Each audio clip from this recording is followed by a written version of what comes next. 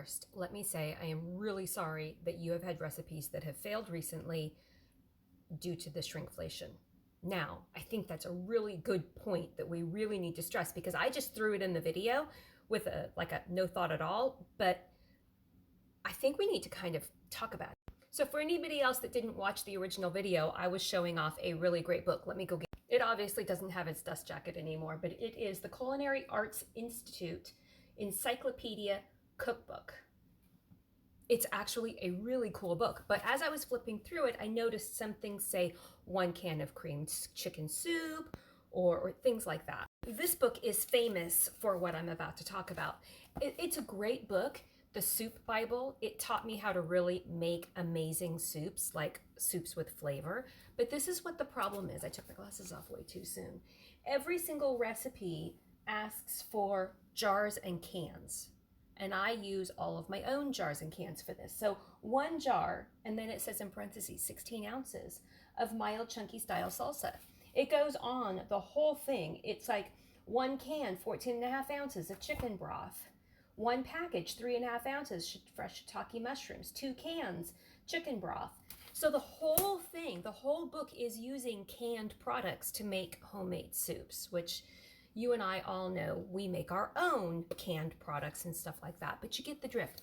So I was making whiskey balls a couple years ago, and the Nilla wafers, I don't know if these are the correct measurements. I'm pretty sure they used to be 14 ounces or 12 ounces. Now they're like 10 and a half, I think. But the packages shrunk. Shrinkflation, right? We've all been seeing our packages leave the shelf and then they come back in smaller boxes. Graham crackers, another one famous for that. You open up the box, think you're going to have a big body. You know, it used to be really hard to take the packages out. Now all of a sudden they just like your whole hand fits in there and you're like, where are the crackers? I have a recipe for making our own, so don't worry about it. We've got that covered.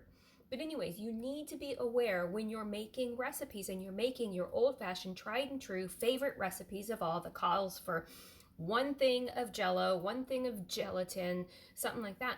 You have to now become math wizards and figure out with a scale and calculations how to either reduce the recipe that you're using. So if you have like 4 packages that you're all combining into one to get this drop cake or whatever, you're not going to be able to do that anymore. You're going to have to open these up and measure them because your recipes are not going to turn out.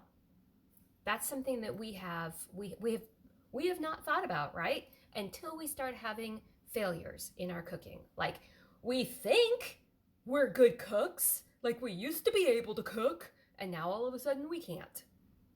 No, it's not us. It's the manufacturing and inflation. The shrinkflation is now affecting our cooking. We have to get our calculators and our scales out.